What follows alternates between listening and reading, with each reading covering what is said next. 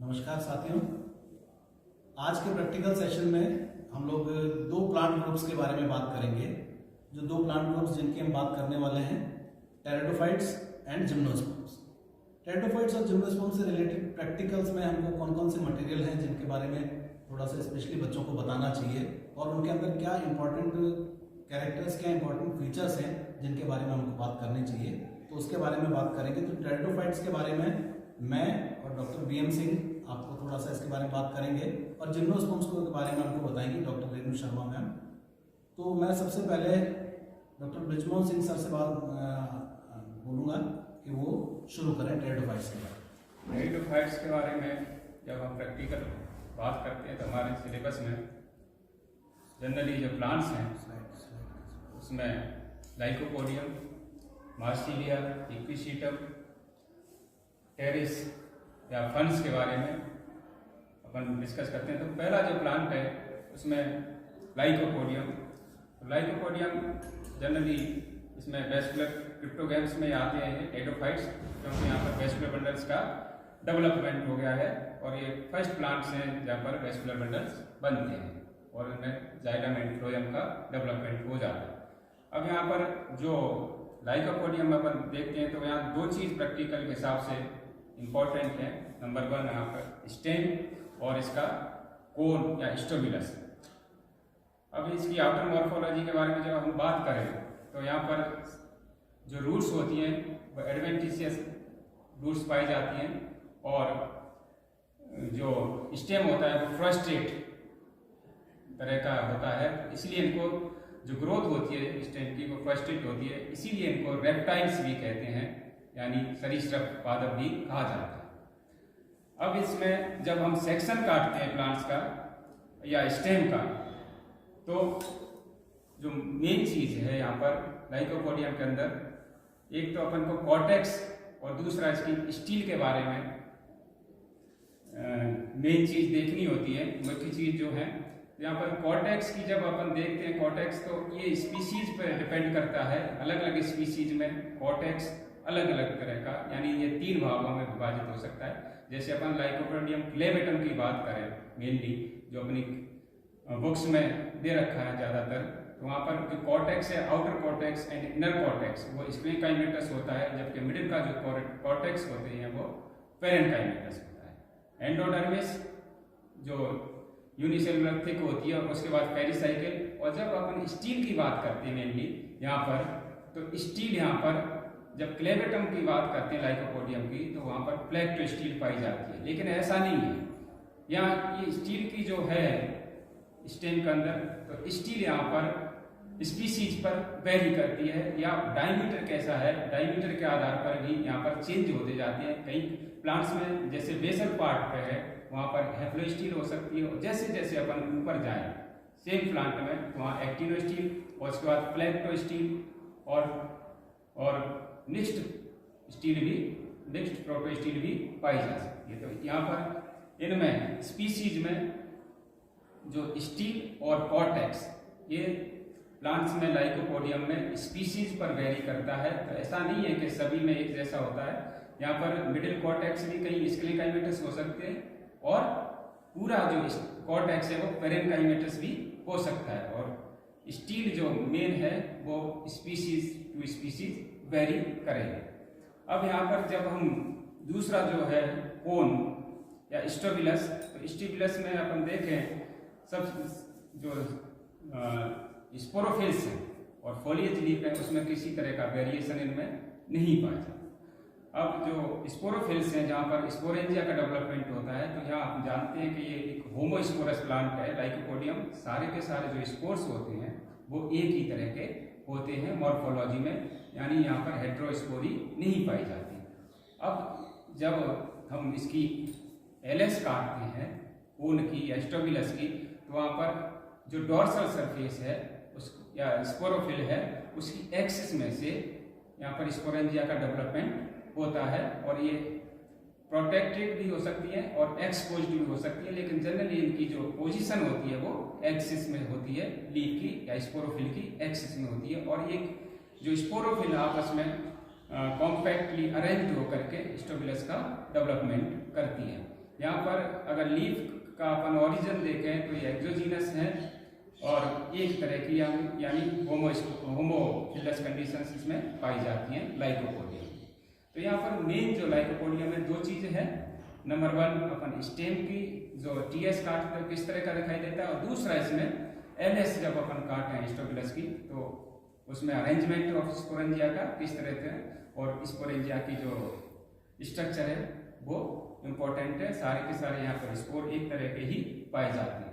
Next जब दूसरा plant है हमारे पास, ये है सिलेजिनेला। तो सिलेजिनेला जनरली यहाँ पर सिलेजिना जैसा हम देख रहे हैं, सिलेजिनेला में 3 मुख्य चीजें हैं, राइजोफोर, स्टेम और स्टोबियस। तो यहाँ पर जब इसमें सिलेजिना में ब्रांचिंग होती है तो ये डाइकोटोमसली ब्रांच्ड होता है, और इस ब्रांचिंग पे से यहाँ पर ये राइजोफोर दिखाई देता है, और राइजोफोर की अपेक्स पे से ही इसमें जड़ों का निर्माण होता है या रूट्स लगी रहती हैं। अब राइजोफोर में ये एक ऑर्गेन ऑफ स्यू जेनेरिस है जो बॉबर एंड गोबेल ने दिया था, इसको एक अलग ही स्वतंत्र अंग माना था। अब इसमें इसकी प्रकृति जड़ जैसी भी होती है और ये स्टेम लाइक भी हो सकता है या होता है, 2 अलग अलग मध्य हैं इसमें। लेकिन यहाँ पर रूट कैप और रूट हेयर नहीं पाए जाते, और इसमें नोड और इंटरनोड नहीं है, इसलिए अपन इसको कह सकते हैं कि ये जड़ है। लेकिन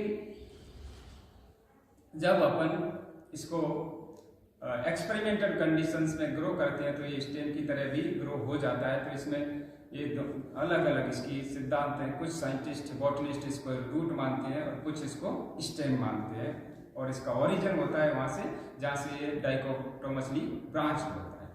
नेक्स्ट जो है यहाँ पर लीफ। तो यहाँ पर लीव्स यहाँ पर 2 तरह की दिख रही है अपन को, एक लीफ बड़ी लीफ और स्मॉल लीव्स हैं।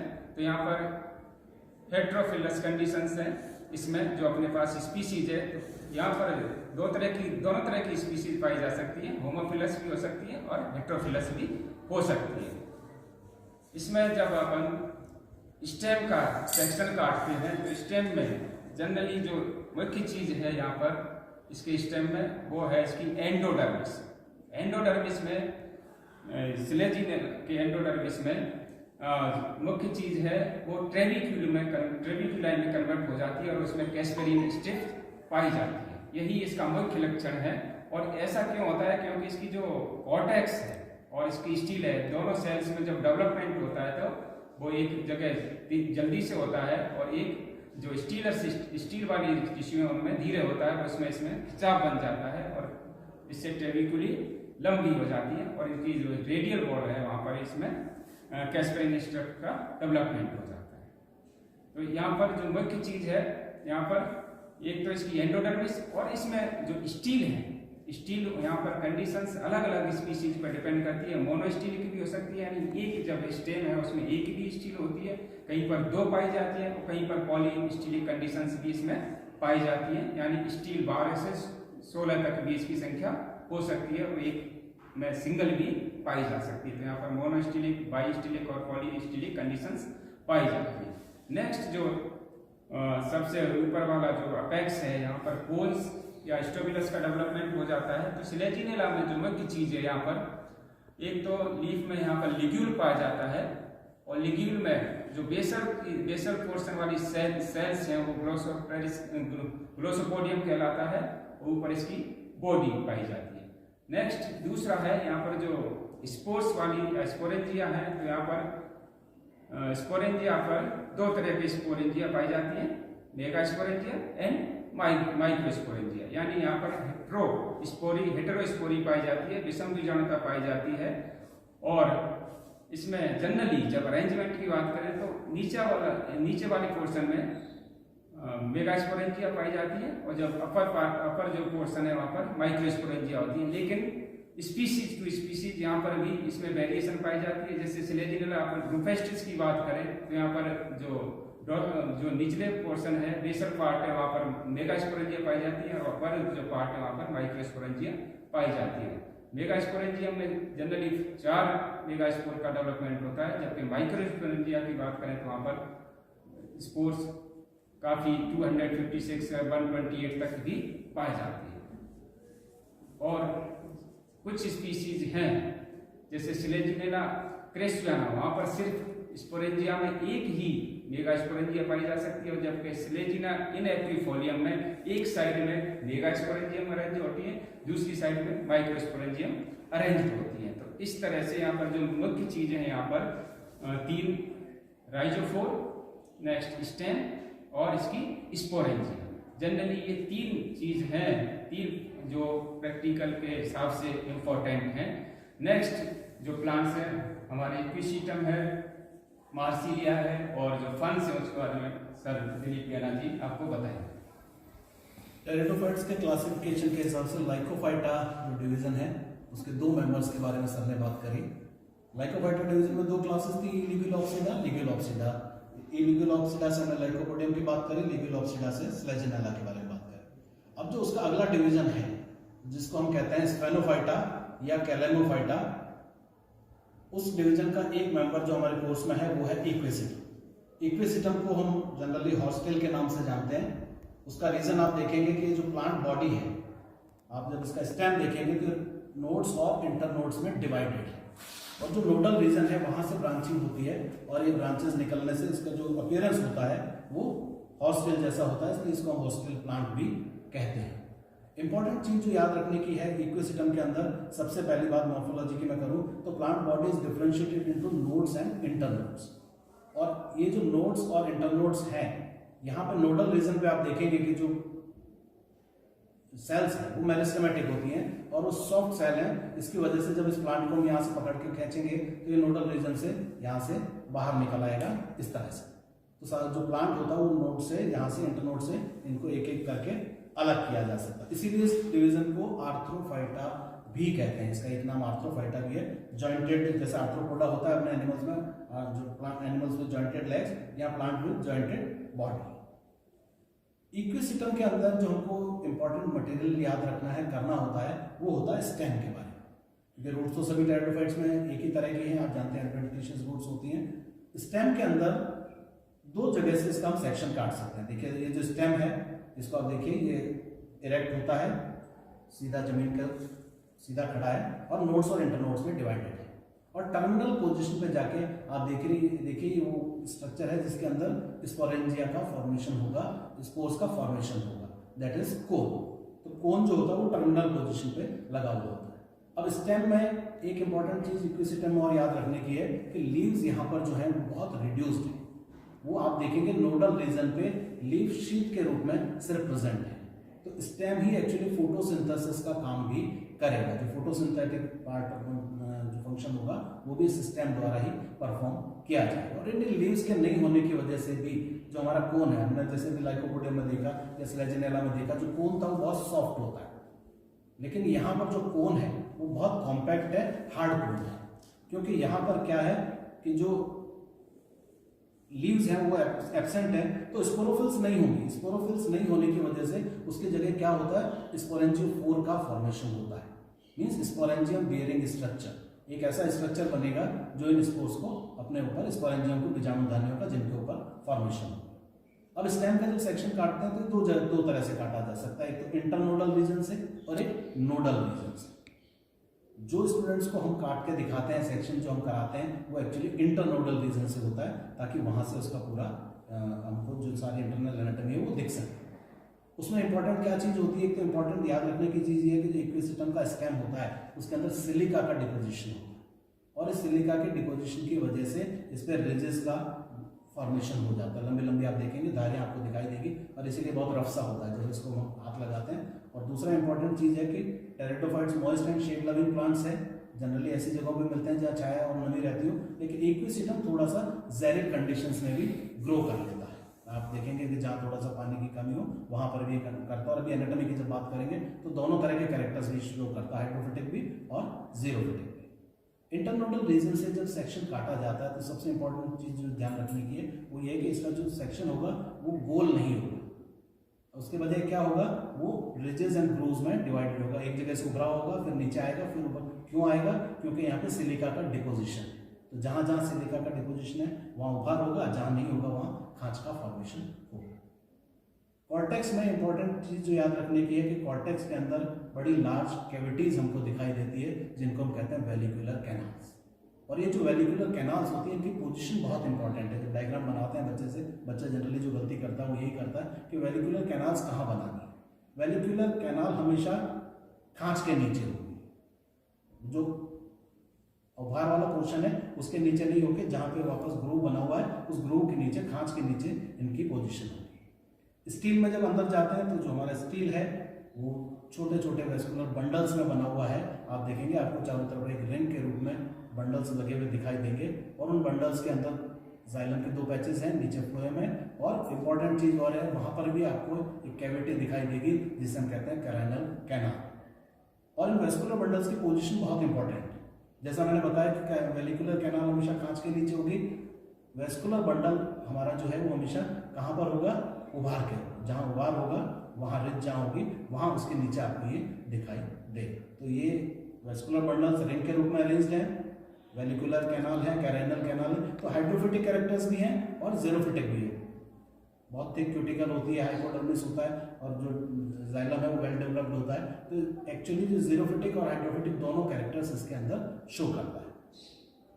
कोन की बात करें, कोन इंपॉर्टेंट है। कोन का लॉन्जिट्यूडनल सेक्शन हम काटते हैं। लॉन्जिट्यूडनल सेक्शन जब भी काटेंगे तो सेंट्रल एक्सिस दिखाई देगा हमको और एक्सिस के दोनों तरफ आप देखेंगे आपको स्पोरेंजियोफोर्स दिखाई देंगे। स्पोरोफिल्स नहीं है यहाँ क्योंकि मैंने बताया लीव्स एब्सेंट है, तो उनकी जगह स्पोरेंजियोफोर होंगे। स्पोरेंजियोफोर कैसा होता है, एक छतरी नुमा आकृति होती है, ऊपर एक पेल्टेड डिस्क है और उस पेल्टेड डिस्क के नीचे स्टॉक है जिसके साथ ये हमारे सेंट्रल एक्सिस के साथ जुड़ा हुआ रहता है। और इस छतरी के नीचे की तरफ आप देखेंगे आपको स्पोरेंजियम लगे हुए दिखाई देंगे, बीजाणु धानियां लगी हुई दिखाई देंगी जिनके अंदर बीजाणु होता है। होमोस्पोरस है, एक ही तरह के सारे बीजाणु बनेंगे, एक ही तरह का इनका फंक्शन होगा।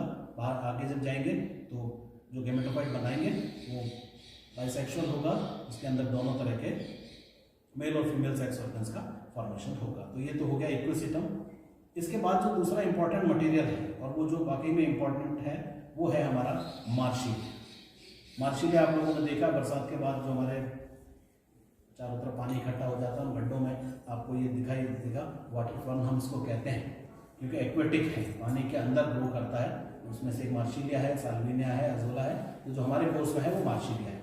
देखिए ये जो मार्शीलिया का जो प्लांट है वही प्लांट बॉडी, स्टेम जो है वो अंडरग्राउंड है, जमीन के अंदर ग्रो कर रहा है। देखिए ये जो राइजोम पार्ट है, स्टेम जब अंडरग्राउंड होता है जमीन के अंदर ग्रो करता है तो हम उसको कहते हैं स्टेम। और ये राइजोम और ये नोड्स और इंटरनोड्स में डिवाइडेड है।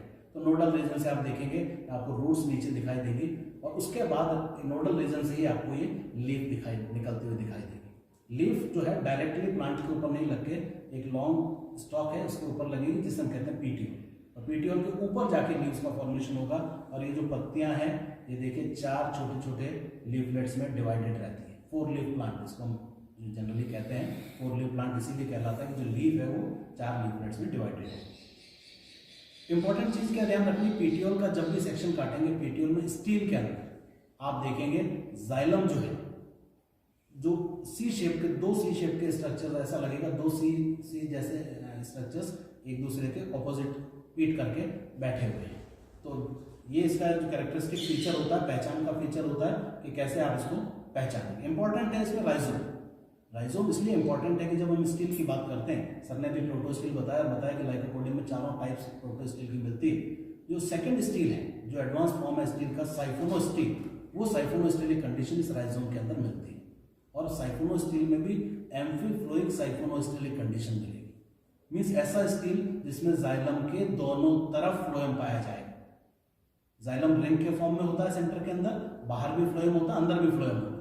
और फ्लोएम के ऊपर हमेशा पेरिसाइकिल होगी, तो बाहर भी पेरिसाइकिल दिखेगी आपको, अंदर भी पेरिसाइकिल दिखेगी। और पेरिसाइकिल के ऊपर क्या होगा, एंडोडर्मिस, तो आपको बाहर भी एंडोडर्मिस दिखेगा, अंदर भी एंडोडर्मिस दिखेगा। और पित्त तो होगा ही क्योंकि साइफोनोस्टील है। साइफोनोस्टील कहते हैं इसको जिसमें सेंट्रल पोजीशन पित्त द्वारा कवर्ड रहती है। तो एम्फीफ्लोइक साइफोनोस्टीलिक कंडीशन है, बहुत इंपॉर्टेंट है। प्रैक्टिकल में अपन सबसे ज़्यादा ये बच्चों को कराते हैं, बहुत इजीली अवेलेबल मटेरियल होता है। थ्योरी में भी बहुत इंपॉर्टेंट है और लेबलिंग बहुत इंपॉर्टेंट है। जाइलम रिंग से हम शुरू करते हैं, पहले बाहर outer phloem, outer pericycle, outer endodermis. अंदर की तरफ जब जाते हैं जाइलम रिंग के, inner phloem, inner pericycle, inner endodermis और फिर बीच में होगा पित्त। तो इसके बारे में थोड़ा सा हम बच्चों को अच्छे से बताएं। तीसरा इंपॉर्टेंट है इसका स्पोर प्रोड्यूसिंग ऑर्गन, और वो जो स्पोर प्रोड्यूसिंग ऑर्गन है वो एक विशेष प्रकार की संरचना में बनता है जिसे हम कहते हैं स्पोरोकार्प। ये देखिए ये स्पोरोकार्प है, और ये वहीं पे जहाँ से पेटियोल निकला है वहीं पे लीफ के बेस पे हमको ये लगा हुआ दिखाई देगा। दो पार्ट होते हैं, बॉडी पार्ट है, दूसरा इसका स्टॉक पार्ट है। बॉडी पार्ट होगा जिसके अंदर एक्चुअली स्पोरेंजियम रहते हैं, स्पोरेंजिया प्रेजेंट रहते हैं, और ये हेटेरोस्पोरस टेरिडोफाइट है, विषम बीजाणु टेरिडोफाइट है। दो तरह के स्पोरेंजिया बनते हैं, माइक्रोस्पोरेंजियम और मेगास्पोरेंजियम, और माइक्रोस्पोर और मेगास्पोर्स का उनके अंदर फॉर्मेशन होगा। इंपॉर्टेंट चीज ये है कि इसका सेक्शन किस तरह से काटा जाए। सेक्शन हम तीन तरह से काट के बच्चों को दिखा सकते हैं। एक हम इसका HLS काटते हैं, आप ऊपर से इसके हॉरिजॉन्टल लॉन्जिट्यूडल सेक्शन काटिए, ऊपर से आपने इसको काट दिया। दूसरा VTS, अगर इसको सीधा रख के सामने से काटा जाए तो वर्टिकल ट्रांसवर्स सेक्शन होगा, या फिर बीच में से काट के इसको ओपन कर दिया जाए तो वो VLS कहलाएगा। सबसे इंपॉर्टेंट सेक्शन होता है HLS, क्योंकि उसके अंदर आपको जो सोराई का अरेंजमेंट है वो आपको दिखाई देगा। आपको माइक्रोस्पोरेंजियम, मेगास्पोरेंजियम लगे हुए दिखाई देंगे, और उसके अंदर आप देखेंगे टॉप के ऊपर हमेशा मेगास्पोरेंजियम होता है और साइड के अंदर माइक्रोस्पोरेंजियम लगे हुए होते हैं। तो मार्सिलिया का स्पोरोकार्प और मार्सिलिया का राइजोम, ये दो इंपॉर्टेंट मटेरियल है जो हमको स्टूडेंट्स को बताने होते हैं, उनके बारे में बात करनी है। तीसरा इंपॉर्टेंट मटेरियल, और एक्चुअल में जो लास्ट सबसे जो हमारा डिवीजन है फेलिकोफाइटा या टेरोफाइटा जिसको हम कहते हैं, उसका जो मेंबर हमारे कोर्स में है, एक फर्म है टेरिस वैसे दे रखा, लेकिन कोई भी फर्म जो आपके यहाँ अवेलेबल हो हम उसको लेके कर सकते हैं। टेरिडोफाइट्स का नाम भी इन्हीं की वजह से पड़ा है, टेरोन, फेदर लाइक। जो आप देखेंगे यहाँ जो लीफ होता है वो पिनेटली कंपाउंड लीफ है और बहुत बड़ा लीफ है, और इसी वजह से इसको फ्रॉन्ट कहते हैं। जो लीफ है ये एक सिंगल लीफ है, ये कहलाता है फ्रॉन्ट। फ्रॉन्ट का मतलब होता है लार्ज पिनेटली कंपाउंड लीफ। इसके ऊपर राइजोम जो है वो तो अंडरग्राउंड ही है, और वो बहुत कॉम्पैक्ट भी होता है, बहुत छोटा सा वो है, और उसी से फिर सारा हमारे लीव्स का फॉर्मेशन होगा। तो प्लांट का जो पार्ट हमको दिखाई देता है जमीन के बाद, वो बेसिकली सारी लीव्स दिखाई देती है। इंपॉर्टेंट जो दिखाना है वो ये दिखाना है, देखिए पीछे की तरफ आप देखेंगे आपको इस तरह से ये डॉट डॉट डॉट स्ट्रक्चर्स दिखाई दे रहे हैं। ये जो स्ट्रक्चर्स है ये कुछ नहीं है, ये सोराई है। सोराई क्या होते हैं? सोराई होता है ग्रुप ऑफ स्पोरेंजिया, बीजाणु धानियों का समूह। यहाँ पर जो बीजाणु धानियां हैं वो समूह के रूप में प्रेजेंट है। ये एक जो डॉट दिखाई दे रहा है, हाँ एक्चुअली ये देखिए अरेंजमेंट, ये एक जो डॉट दिखाई दे रहा है ये एक सोरस है, और इसके अंदर बहुत सारे स्पोरेंजियम हैं। होमोस्पोरस है, नोजेनराई हेटेरोस्पोरस है, उसके अलावा बाकी सारे होमोस्पोरस हैं। ज़्यादातर फर्न्स भी सारी हमारी होमोस्पोरस है। तो आप यहाँ देखेंगे इसके अंदर आपको स्पोरेंजियम बीजाणु धानियाँ दिखाई देंगी, और उन बीजाणु धानियों के अंदर स्पोर्स बने हुए आपको दिखाई देंगे। फिर ये यहाँ से निकल जाती है, और स्पोर्स जब जाता है, आप जानते हैं जमीन पर जाके गिरता है तो क्या करता है, गैमेटोफिटिक जनरेशन का फॉर्मेशन करता है। तो साइलोफाइटा से हम एक तो राइनिया पढ़ाते हैं जो हमारा फॉसिल मेंबर है, या साइलोटन की बात करते हैं। लाइकोफाइटा से दो मेंबर्स, ए लिग्यूलॉप्सिडा, लिग्यूलॉप्सिडा से लाइकोपोडियम और स्लेजिनेला। आर्थ्रोफाइटा से इक्विसिटम में एक चीज और याद रखने की है कि ये अपने डिवीजन का एकमात्र लिविंग मेंबर है। इसके बाकी सारे जितने भी साथी हैं वो सब धीरे धीरे समय के साथ फॉसल फॉर्म में, स्पेनोफिलम है, कैलामाइटिस है, लेकिन वो सब फॉसल फॉर्म्स में है। Only living, only surviving member जो पूरे डिवीजन को रिप्रेजेंट करता है, और वो है हमारा इक्विसिटम। और उसके बाद फिर लास्ट में हमने देखा था फेलिकोफाइटा से एक तो मार्सिलिया हमने लिया वाटर फर्म, और दूसरा हमारी जो फर्म है जिसको एक्चुअल में फर्न्स जिनको हम कहते हैं, टेरिडोफाइट्स का पॉपुलर नेम फर्न्स भी है, और ये जो लोअर वाले हैं फर्न अलाइज कहते हैं। और एक चीज फर्न में और याद रखने की है, थोड़ा सा इसके बारे में देखिए, सर्सिनेट फॉर्मेशन हम बच्चों को बताते हैं। ये लीफ जब बनता है, ये छोटा सा लीफ जब छोटा सा बनता है तो ये कॉइल्ड फॉर्म में होता है, और इसी कॉइल्ड फॉर्म को ये धीरे धीरे जैसे बड़ा होगा ये अनकॉइलिंग हो रही है। देखिए लीफ खुलती जा रही है, आप देख रहे हैं अनकॉइल होता जा रहा है, लीफलेट्स बनते जा रहे हैं साइड में, और फिर ये पूरी ऊपर तक खुल जाएगी। और इसी को अनकॉइलिंग को ये जो होता है इसको कहते हैं सर्सिनेट वर्नेशन। तो सर्सिनेट वर्नेशन की प्रेजेंस फर्न्स के अंदर ये एक और इम्पॉर्टेंट कैरेक्टर है जिसका हमको बच्चों को बताना है। अब इसके बारे में इसके बाद हम बात करेंगे अगले प्लांट ग्रुप के बारे में, जिम्नोस्पर्म्स, और उसके बारे में बताएंगे हमको doctor Renu Sharma. Thank you Dilip sir, thank you. अब हम बात करेंगे जिम्नोस्पर्म्स के बारे में, हायर प्लांट्स के बारे में। तो हायर प्लांट्स में जो जिम्नोस्पर्म्स जो हैं, जिनके अंदर की आप सभी को मालूम है जो मेगास्पोरेंजियम जो होता है वो नेकेड होता है, इंटेगुमेंटेड स्ट्रक्चर होता है, but it is not enclose in a ovary, इसीलिए इनको कहते हैं सीड प्लांट्स विदाउट फ्रूट। तो जिम्नोस्पर्म्स जो होते हैं बेसिकली इनके तीन इंपॉर्टेंट क्लासेस हैं। One is Cycadopsida, another is Coniferopsida, and the third one, that is the most evolved class, is known as Nitopsida. तो साइकेडोप्सिडा का जो मेंबर है, ऑर्डर साइकेडेल्स का मेंबर जो हम जिसकी बात करेंगे वो है साइकस। इसके बाद कोनीफेरोप्सिडा का ऑर्डर कोनीफेरल्स को हम कवर करते हुए बात करेंगे पाइनस की, जो उसका रिप्रेजेंटेटिव मेंबर है। और तीसरा जो इवोल्व ग्रुप जिसकी बात हम करेंगे नीटोप्सिडा, जिसका ऑर्डर एफिड्रेल्स उसका मेंबर है एफिड्रा। तो साइकस, पाइनस, एफिड्रा, इन तीनों जिम्नोस्पर्म्स की आज हम बात करेंगे। तो सबसे पहला जो साइकेडेल्स का जो मेंबर है साइकस जिसे कहते हैं, जिसका जो करेक्टरिस्टिक फीचर है ऑर्डर साइकेडेल्स का कि जो स्टेम होता है वो स्टाउट एंड ब्रांच स्टेम होता है, और जिसके एपेक्स के ऊपर फ्रंट्स ऑफ लीव्स पाए जाते हैं, वर्ल्ड ऑफ लीव्स पाए जाते हैं, जो कि फॉलिएज लीव्स होती हैं, मेगाफिलस टाइप ऑफ लीव्स होती हैं। तो ये एक कैरेक्टरिस्टिक फीचर है साइकेडेल्स का। तो साइकस का जो प्लांट का लुक है, जब आप उस प्लांट को देखेंगे तो वो बिल्कुल एक पाम की तरह दिखने वाला शॉर्ट हाइटेड ट्री होगा, तो जिसका स्टेम जो होगा जिसे हम कहते हैं कॉडेक्स टाइप ऑफ स्टेम जिसमें पाया जाता है, and stem is covered with armour of leaf basis, क्योंकि उसके ऊपर जो लीव्स लगी होती हैं, जो डाइमॉर्फिक टाइप ऑफ लीव्स होती हैं, फॉलिएज एंड स्केली लीव्स, उन दोनों के जो लीफ स्कार्स, क्योंकि वो पेरिनियल होती हैं, तो उनके लीफ स्कार्स परमानेंट आपके स्टेम के ऊपर स्कार्स के फॉर्म में नजर आते हैं।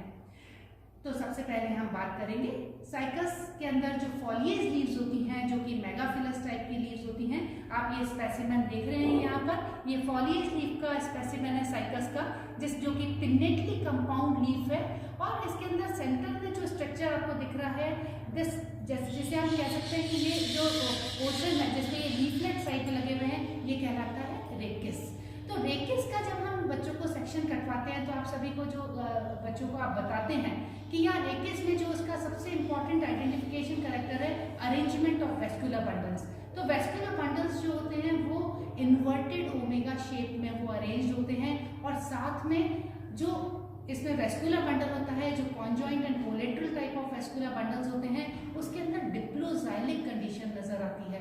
यानी दो तरह के जाइलम आपको नजर आएंगे, one is centripetal xylem and another one is centrifugal xylem.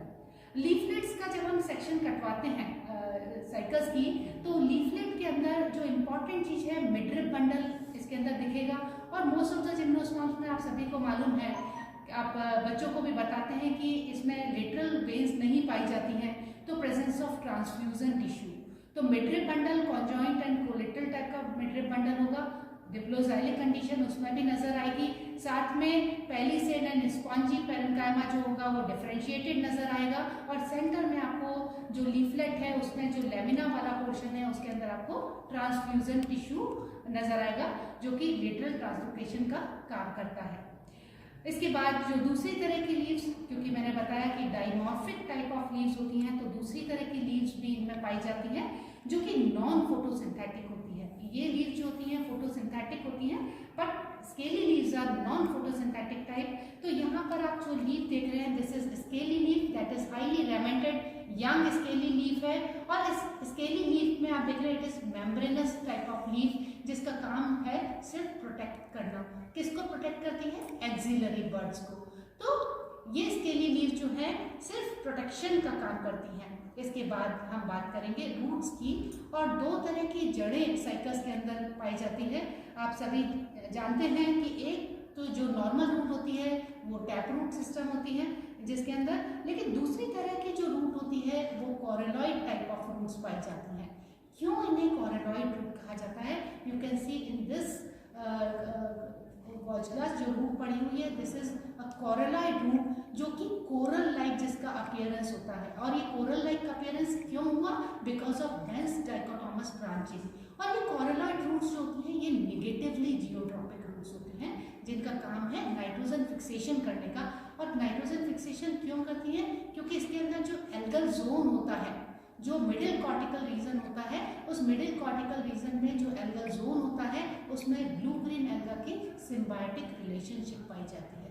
तो हम जब इसका सेक्शन कटवाते हैं बच्चों को, तो हम बताते हैं इसके अंदर एल्गल जोन के बारे में। बाकी स्ट्रक्चर जो है इसका नॉर्मल जो डाइकोट रूट होती है उसकी तरह स्ट्रक्चर इसका नजर आता है। इसके बाद बात करेंगे रिप्रोडक्टिव स्ट्रक्चर्स की। तो साइकस जो है it is basically a dioecious plant, यानी मेल कोन्स और फीमेल कोन्स अलग अलग प्लांट्स पे प्रोड्यूस होते हैं। मेल प्लांट जो होगा उस पे मेल कोन प्रोड्यूस होगा, फीमेल प्लांट पे फीमेल कोन प्रोड्यूस नहीं होता। वहाँ पर जो मेगास्पोरोफिल्स जो होती हैं दे आर लूजली अरेंज। तो सबसे पहले हम साइकस के फीमेल प्लांट की बात करेंगे। तो फीमेल प्लांट में ये दिस इज अ मेगास्पोरोफिल जिनका ओरिजिन जो होता है एक्सिलरी बड से होता है, और एक्सिलरी बड से ओरिजिन होने के कारण जो एपिकल बड है वो इंटेक्ट रहती है, वो थ्रू आउट द प्लांट आपकी ग्रो करती है।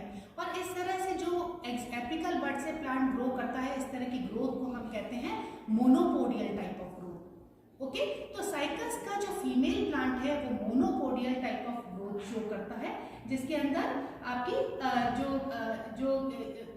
जो मेगास्पोरोफिल है, इस मेगास्पोरोफिल के आप देख पा रहे हैं दो पार्ट्स हैं।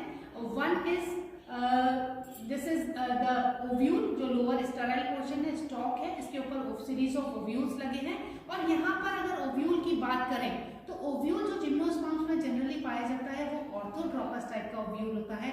यूनिटेक्टिक टाइप ऑफ ओव्यूल यहाँ पर इसके अंदर नजर आ रहा है। और जो ओव्यूल है उसका साइज जो होता है यहाँ पर इस स्पेसिमेन में आप देख सकते हैं, it can be equal to size of a tennis ball. तो it is largest ovule in the plant kingdom. Okay, upper portion जो मेगास्पोरोफिल का जो होता है वो स्टेराइल होता है, लीफी स्ट्रक्चर होता है। तो यहाँ पर मेगास्पोरोफिल्स लूजली अरेंज होती हैं, इसीलिए ये कोन लाइक स्ट्रक्चर नहीं बनाती हैं। अगर हम साइकस के मेल प्लांट की अगर हम बात करते हैं तो आप देख पा रहे हैं this is the male cone of the cycas and it is largest in the plant kingdom. Okay, और यहाँ पर इस मेल कोन को प्रोड्यूस करने में इसकी एपिकल बड कंज्यूम होती है, क्योंकि इसकी पोजीशन जो होती है वो टर्मिनल पोजीशन होती है। इसीलिए इस तरह की जो ग्रोथ जो कि एक सर्टेन टाइम बाद because of formation of reproductive structure अगर वो टर्मिनेट हो गई है, इस तरह की ग्रोथ जो है वो सिम्पोडियल टाइप ऑफ ग्रोथ कहलाती है। मेल कोन की अगर बात करें तो जो सेंट्रल एक्सेस है, इस सेंट्रल एक्सेस के ऊपर ये आपको जो स्ट्रक्चर्स दिख रहे हैं दीज आर माइक्रोस्पोरोफिल्स जो कि कॉम्पैक्टली अरेंज होते हैं। और अगर हम एक माइक्रोस्पोरोफिल की बात करें तो इस माइक्रोस्पोरोफिल जो कि एक पैल्टेट स्ट्रक्चर है जिसकी दो सरफेसेस हैं, upper and lower surface. Upper surface sterile होती है और लोअर सरफेस पे आप देख रहे हैं कि जो आपको ये स्ट्रक्चर दिख रहे हैं these are cluster of microsporangia. तो ये जो क्लस्टर ऑफ माइक्रोस्पोरेंजिया है ये सोराई बनाता है। तो यहाँ पर बहुत सारे सोराई आपको नजर आएंगे, हर सोरस के अंदर बहुत सारे आपको माइक्रोस्पोरेंजिया आपको नजर आएंगे। ओके, और इसके बाद बात करते हैं हम दूसरे प्लांट के बारे में। जो दूसरा प्लांट है हमारा वो है पाइनस। पाइनस जो है कोनीफेरॉप्सिडा का जो इम्पोर्टेंट ऑर्डर है कोनीफेरेल्स उसका मेंबर है, और उसका शेप जो होता है वो कोनीफेरस शेप होता है। और कोनीफेरस शेप बिकॉज ऑफ इसके अंदर जो दो तरह की ब्रांचिंग होती है, that is branches of limited growth और ब्रांचेस ऑफ अनलिमिटेड ग्रोथ। तो ब्रांच जो लॉन्ग ब्रांचेस जो होती हैं उनका जो अरेंजमेंट होता है जो मेन स्टेम पे, उसके कारण उसका कोनीफेरस शेप होता है। और दूसरा उसकी एपिकल बड जो है through out the life active होती है। तो इस तरह की ग्रोथ मोनोपोडियल ग्रोथ होती है। तो पाइनस की जब हम बात करें तो इसमें जो लॉन्ग ब्रांचेस होती हैं उन लॉन्ग ब्रांचेस के ऊपर ड्वार्फ शूट्स लगते हैं। उन ड्वार्फ शूट्स के ऊपर ही सिर्फ फॉलिएज टाइप ऑफ लीव्स लगती हैं।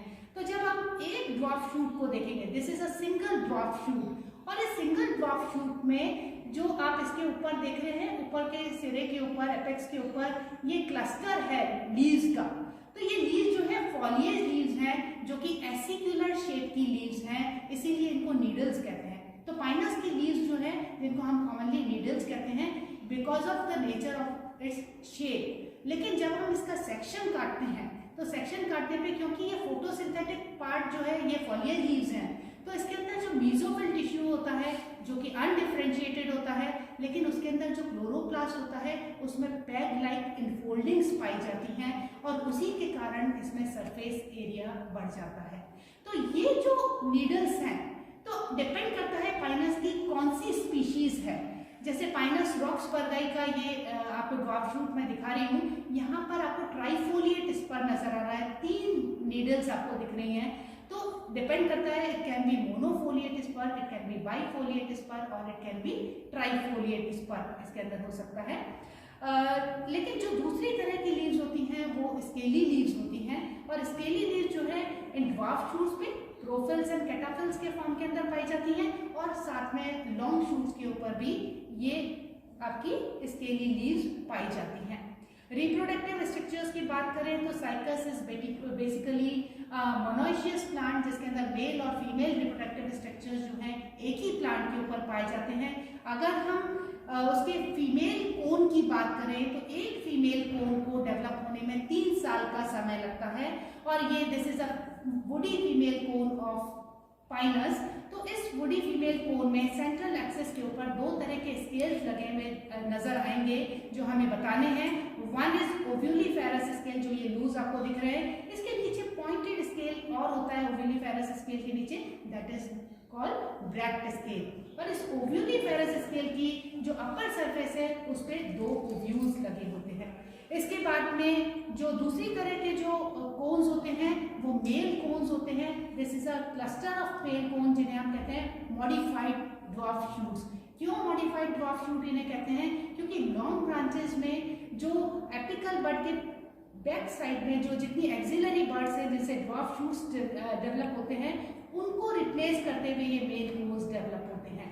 तो मेल कोन्स का जो क्लस्टर है, जब हम एक मेल कोन को अगर हम देखें तो it is very smaller in size as compare to the male cone of the cycas, जो कि लार्जेस्ट कोन था प्लांट किंगडम का।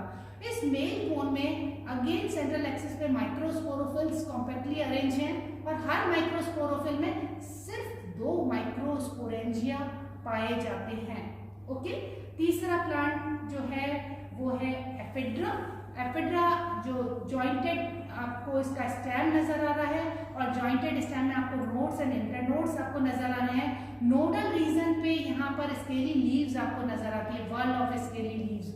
और इसी के कारण ये जो यहाँ पर जो स्केली लीव्स का वर्ल है, इनसे जो एक्सिलरी बर्ड्स है इनसे ब्रांचेस डेवलप होती हैं, जिनके कारण इस प्लांट के अंदर डेंस ब्रांचिंग हो जाती है और ये श्रबी प्लांट आपको नजर आता है। तो दिस इज द जिम्नोस्पर्म जो कि श्रब हैबिट शो करता है। इसके अंदर फॉलिएज लीव्स नहीं पाई जाती, तो फोटोसिंथेसिस का काम स्टेम करता है, और इसी तरह इस मॉडिफाइड स्टेम को हम कहते हैं फिलोक्लेड। 2 तरह के इसके अंदर रिप्रोडक्टिव कोन्स पाए जाते हैं, वो आपके कहलाते हैं male cones and female cones या स्ट्रोबिलस जिसे कहते हैं, और इन्हें इक्विवेलेंट माना जाता है एंजियोस्पर्म्स के इन्फ्लोरेसेंस के समान। जब फीमेल स्ट्रोबिलस की बात करेंगे तो फीमेल स्ट्रोबिलस के अंदर लोअर जो ब्रैक्ट्स होते हैं वो ऑपोजिट एंड रेक्यूसेटली अरेंज होते हैं, स्टेराइल होते हैं, बट अपर पोर्शन के ऊपर जो ब्रैक्ट्स होते हैं वो फर्टाइल होते हैं। अपर 2 ब्रैक्ट्स आर फर्टाइल, जिनके एक्सिल में ओव्यूल्स लगे होते हैं, और ये ओव्यूल्स जो 2 ओव्यूल्स लगे होते हैं they are orthotropous and bitegmic type of ovules, और जो इनर इंटेग्यूमेंट है it protrudes out in the form of a micropylar tube. तो ओव्यूल के बाहर आपको माइक्रोपाइलर ट्यूब भी नजर आएगी। और जो फीमेल स्ट्रोबिलस है उसमें बहुत सारे जो मेल स्ट्रोबिलस में बहुत सारे मेल फ्लावर्स नजर आते हैं, और वो मेल फ्लावर्स है दैट इज रिप्रेजेंटेड बाय एंथ्रोफोर, और एंथ्रोफोर के एपेक्स के ऊपर एंथर्स का क्लस्टर लगा होता है, और ये एंथ्रोफोर जो है ब्रैक्टियोल के एक्सिल में लगा होता है, और ये ब्रैक्टियोल्स जिसे हम इक्विवेलेंट टू पेरियंथ मानते हैं जिसमें वेस्क्यूलर सप्लाई नहीं होती, इसीलिए इन जो रिप्रोडक्टिव स्ट्रक्चर्स है इनको equivalent to because of the presence of perianth and because of the presence of bracts, और इनके अंदर जो रिप्रोडक्टिव स्ट्रक्चर्स जो बहुत सारे इसके अंदर स्ट्रोबिलस में अरेंज होते हैं, इसी के कारण इनको हम इन्फ्लोरेसेंस कह सकते हैं एंजियोस्पर्म्स के समान। That's all about.